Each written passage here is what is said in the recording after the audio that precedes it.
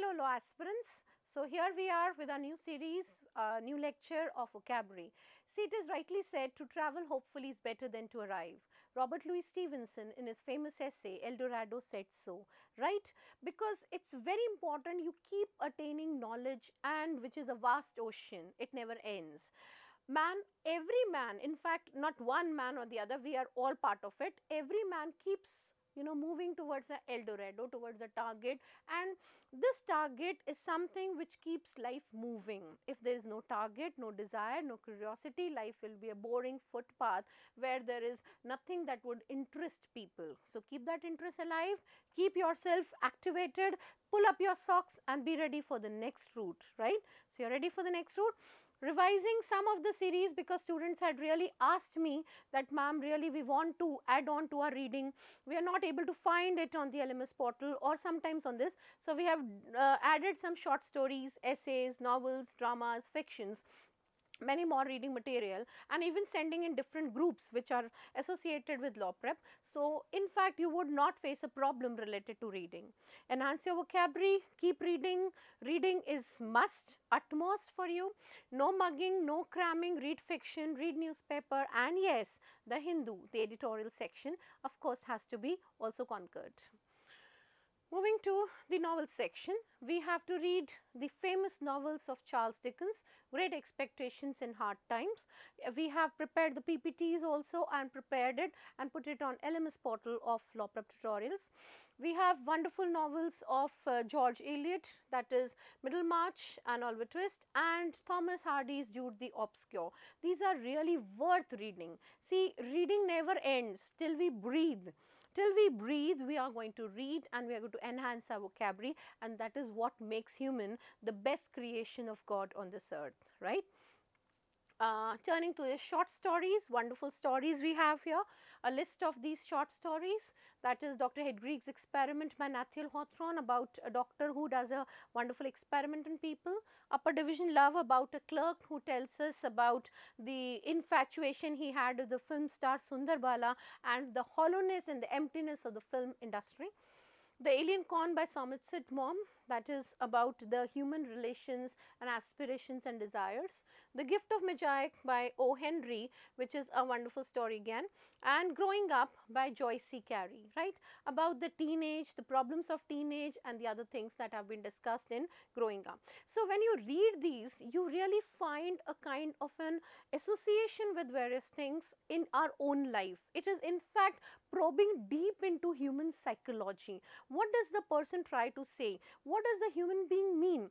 See, what is the problem with things are, just have a kind of a discussion. If we have just a minute, a friendly chat or discussion in a colloquial manner, why did CLAT change the pattern?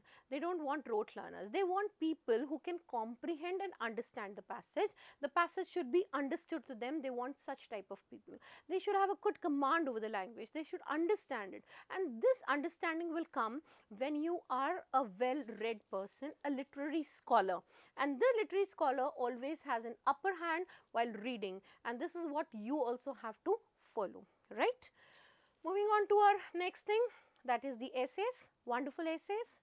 A moralistic essay or a phoristic essay or a periodical essay or a personal essay or a social essay. Essays are always a piece of composition. In fact, all editorial sections are essays. Loose sally of the mind, irregular indigested piece, not a regular and orderly performance. Yes, this is what the Oxford Dictionary says about an essay, which is part and parcel of what? Yes article. And this article is what CLAT Consortium wants our students to be prepared and thorough with, right? So turning to the essays, we have Tight Corners by E.V. Lucas, On Dining by R.L. Stevenson, Youth and Age, wonderful essay by Francis Bacon, A Modest Proposal by Jonathan Swift, and An Old Scotch Gardener by R.L. Stevenson. You must be all aware of Francis Bacon. I have always used his quote, reading makes a complete man. This is not my words, these are the words of the father of essays, that is Francis Bacon. The more you study them, the more you understand these essays, the more you are able to grasp the meaning of these things, right? So you will have to focus on these essays to understand what is actually the writer trying to say. What is youth and what is age?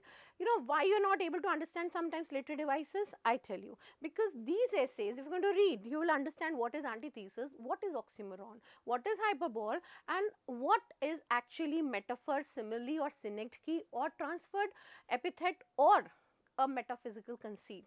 See, giving an example is easy, but reading those examples, understanding those examples while reading is what I want my students to do, which will be always, yes, a feather in your cap.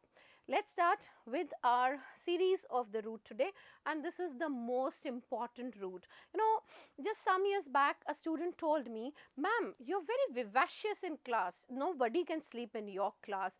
Even if a person who's drowsy would wake up." Yes, because this is what is vivaciousness. Your eyes should speak, not only your mouth. You don't read with your eyes, you read with your mind. Your mind should be awake.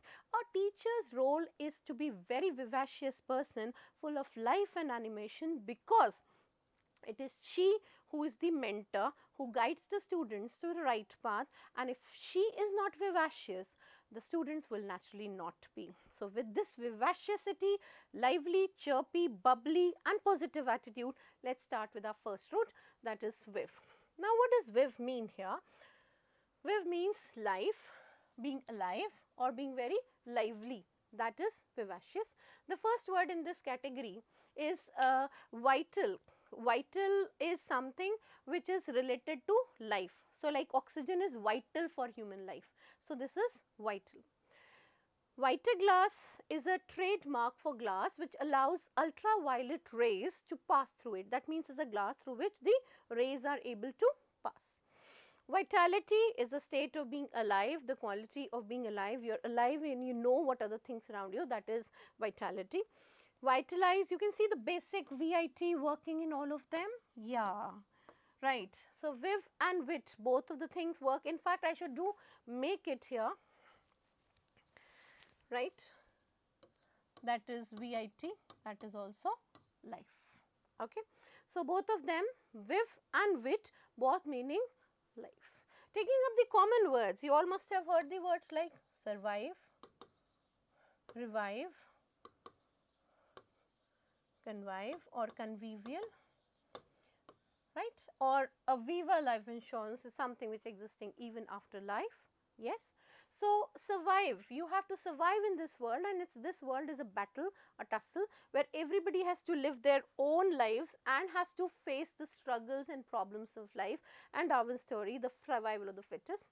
Revive means come back to life. You have heard the word renaissance, rebirth or revival of classical learning, right. This is revive. Convive is with two roots. See, the co-root means together, and viv means life. So, you have a life in which you live together, that is convivial. That means you are what? Yes. Now, the root sections with the synonym starts. You are very friendly, amiable, amicable, bonhomie. See the roots that are working? Yes, bon means good, am means friendly. So, this work is a synonym for this word too, right. So, convivial, and it could be a person who is social, who is mixing, who is extrovert, who is more friendly by nature, that we would have the word convivial, right. Vitamin, what to talk about vitamin, we all have to take various vitamins, is the essential constituent of our food, without it we cannot live, we cannot survive, that is vitamin, right. So, the viv and the wit root, both of them meaning in the sense of yes, life.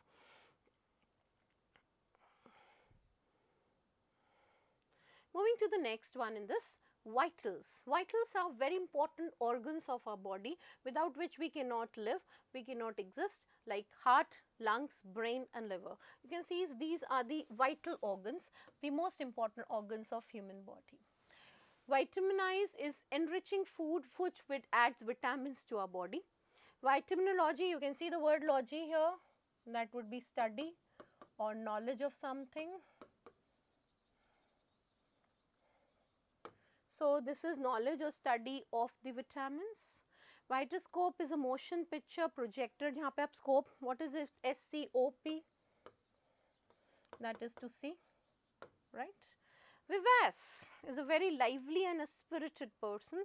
Person who is full of life is vivace. The same synonym we use also for the word vivacious, right, coming up with this word, that is vivacious.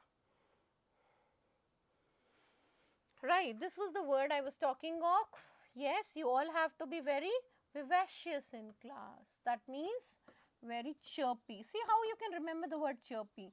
Chirp is related with the bird, the sound that the bird makes. So, chirpy means the sound that the birds make. You are very chirpy, you are very bubbly.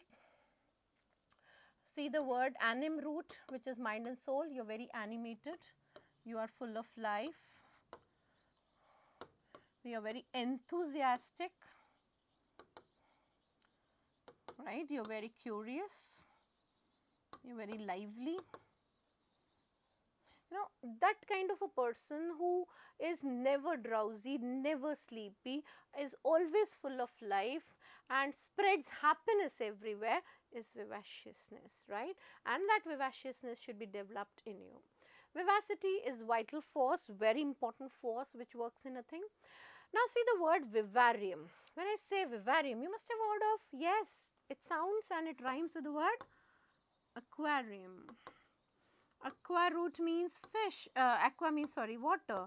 So, it is the water is a void where fishes are stored, and vivarium is a box, it is a glass box which animals are kept alive. You know, animals, like you have heard the zoo, right. So, animals are kept, this is a box in which animals are kept, and this is kept usually indoors for the people. It is just like some people do that. So, that is vivarium. Vivaria is one who lives up to, you have kept up an ideal or a aim of something and you are able to live up to it, that is vivere. And viviparous, see the word Paris, okay, bearing live young ones, not eggs. See, some animals lay eggs and from the eggs the young ones hatch, and there are some animals which bear the other young one, and that is viviparous, right. Have you understood this? Any doubt in any of the words? Fine. It is very important, and this word I want to every one of you to have that chirpiness, to that liveliness that you store in you. The more enthusiastic and curious and desirous you are, in fact, to know more and more. Your desire and your thirst for knowledge is something which is insatiable, right. This insatiable means your unsatisfied attitude related to wanting to know more and more. Now, turning to the last in this. Now, what is sect? First look up. SECT, that is to divide. See, there is a similar root of the same type, sid and cis, that is also divide or cut. Both have a common factor, that is cut, in fact all meaning the same, right. When you sect or section or anywhere where you use the word sect, that is to kill, to cut, to destroy, whether it is homicide or patricide or matricide or fratricide or suicide or pesticides and the other way, right. But it would mean kill or cut. We have incisors, the first four front teeth, which are used to kill or cut or tear flesh or food, that is more found in the carnivorous animals. So, vivisection is cut for investigation, कोई चीज़ को पता करना, investigation करने के लिए. Vivisection is the act of vivisecting, science के लिए. Vivisculpture, see sepulture, see the word sepulture. This is linked with burying. You know, see the dead body is buried, this is the graveyard of the person. You have seen the coffin, the box in which dead bodies came, and the place where he is buried. The stone which is put, that is called epitaph. The stone is called the tomb, sorry, and the lines which are written on the tomb are called epitaph. Iska dead body, burial. Lines written on the graveyard. So, they are all linked with it. This is the practice of, but in this what I wanted to talk about is sepulture. This is my description of the word sepulture. Please note, the sky over us, the sky over us in an arch form in this world is a vast sepulture, right, and we are in this world. Revive is reroot, so it means again bringing back to life, and survive is living through and beyond an ordeal, something that you are passing off in an ordeal form. That means an order that you are passing in it, right. So, you have understood the root, the simultaneous roots with it. Okay. So, fine. Please do like and subscribe our channel and follow the same.